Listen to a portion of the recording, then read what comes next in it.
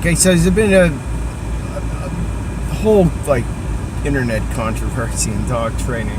I'm sure like normal people hear this shit, they're like, oh god, all these people with Asperger's are fighting again. But really, it's not. It's a guy I have a ton of respect for, and he went after a guy I hate, and I was like, oh, this is awesome, about a subject I've been meaning to rant about for a minute now. So I'm late to the party, but you're just gonna have to take my word for it. This is something near and dear to my heart, and I've been meaning to bring it up for a hot minute. And that's bonking. And first of all, let me say this.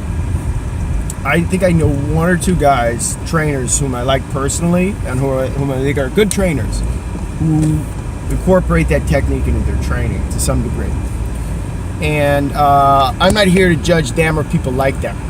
I will, however, judge the guru type figure who invented it, who go on these like long-winded, self-flagellating posts on Facebook about why bonking is so effective as an aversive punishment, and dogs hate projectiles for all evolutionary reasons, and he's a pseudo-intellectual asshole. He's a pretentious dick.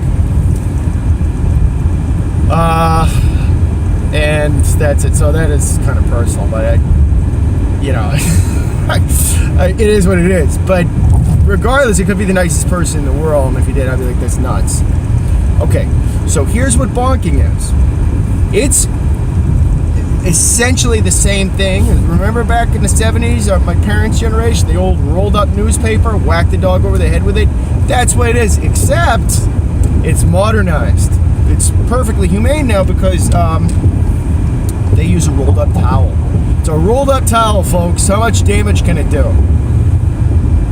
Okay, so I get it. You're not hitting the dog over the head with a sledgehammer, and the A word gets thrown around. Everything's abuse now, right? And I think that's just not framing the discussion properly. Okay, let's start with, because I think abuse, my definition, probably carries with it a certain degree of intention, maybe.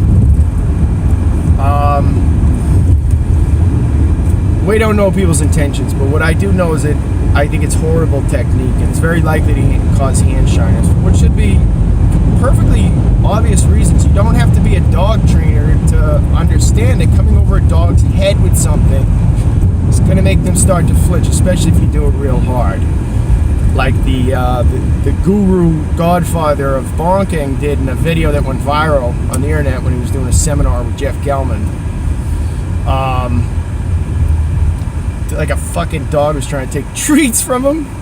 He had a bag of treats in there. Of course the dog's gonna take treats. He doesn't know. He goes, no! His face got all mean. He goes, yeah, you can take it. He's real creepy about it. It was actually really fucking funny. My girlfriend and I were watching it like on repeat over and over. I just thought it was hilarious. I'm just fucking sick, obviously, too. But I like to laugh at shit that I also find kind of deplorable. So I just have a sick sense of humor. I certainly wouldn't do it. All right, and I think his face in that moment, in that viral video, it told you everything you need to know about it. Because the problem with it is that it conveys intention to the dog. Okay, dogs are pain to a dog is a perceptual experience, largely, much more so than people. It doesn't produce suffering in them like it does in us. It can, but it's got to be pretty extreme. What causes suffering in dogs is fear, and even more so panic. And human intention and emotion and malice, which is just, it's overwhelming for them because it's so complex, and they're at our mercy, right? So we're big to them. We're big in their world, man. And no matter what type of dog it is. So, our emotions, if it's whether intentionally or unintentionally conveyed to them, or it damages them. So you could give a sharp leash correction And if you keep it impersonal, a lot of times you can get away with maybe using too much pressure, right? And maybe the same isn't true for bonking. The reason for that is because it's coming over the dog's head. They throw it at the dog too. So there's all this fucking motion attached to it. And it's like your intentions are clear. You know, you're fucking winding up, and it looks to the dog like he's being attacked. It looks just like you're hitting him.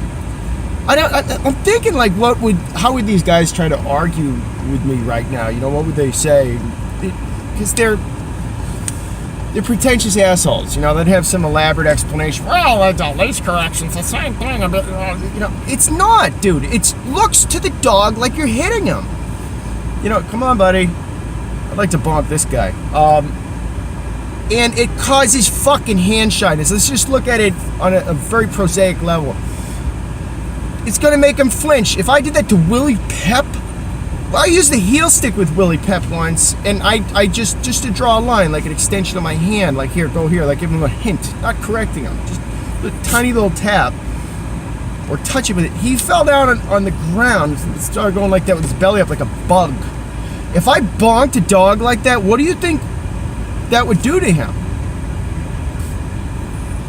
You know what I'm saying? Like, let's work that in with Willie because he's rushing out of his kennel too fast. Dewey came to me at 5 months with hand shyness, which will probably never go away. You know, something happened during a formative period of his life to make him hand shy. I bonk Dewey. Dude, now I'm producing a very dangerous dog. You know, he's bitten a person once. It was at 6 months when my dad, who's a big guy, went over his head. Right? Maybe after he bit my dad, because he was hand shy and he was biting defensively, maybe I should have bonked him for it. Does that make a lot of sense? You know? And it's mindless. And it's being put out there as this major innovation in this fucking industry.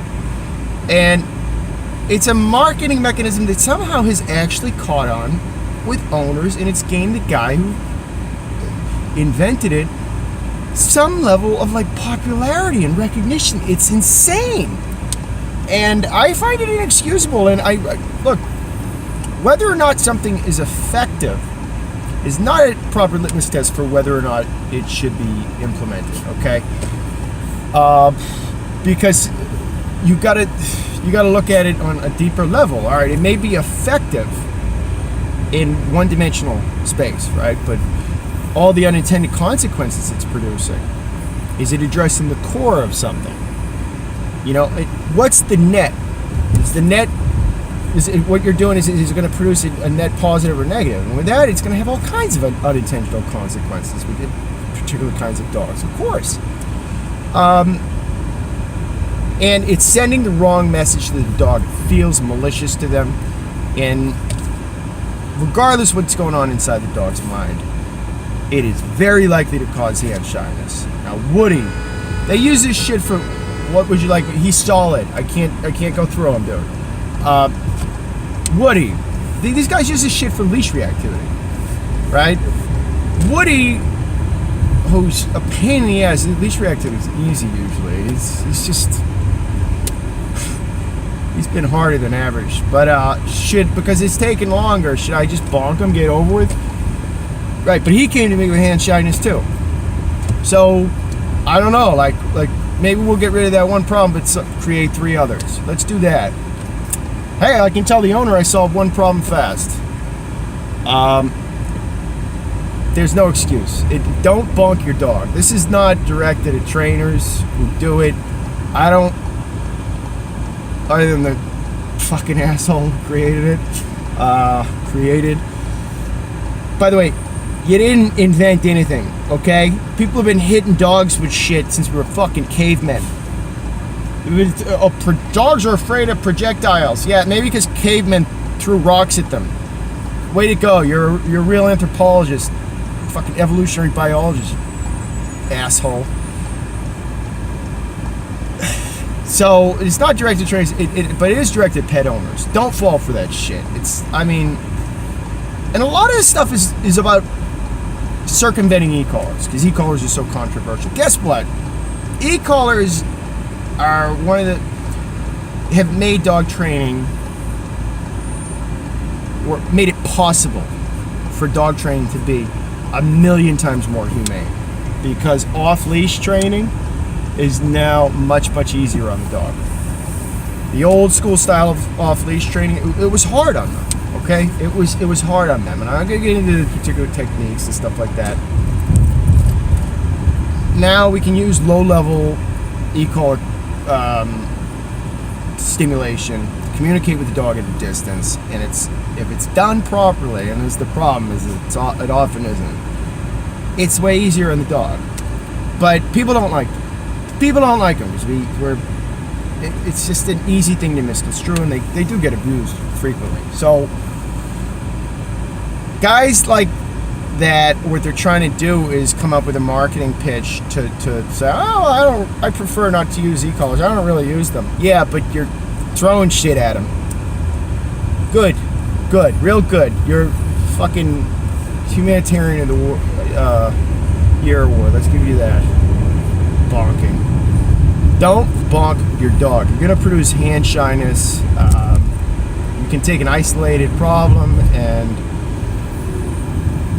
really just start to create a basket case out of your dog. It has that potential. We'll do it with every dog. No, some dogs are more resilient than others. All right, but it's not good technique. Stay away from it and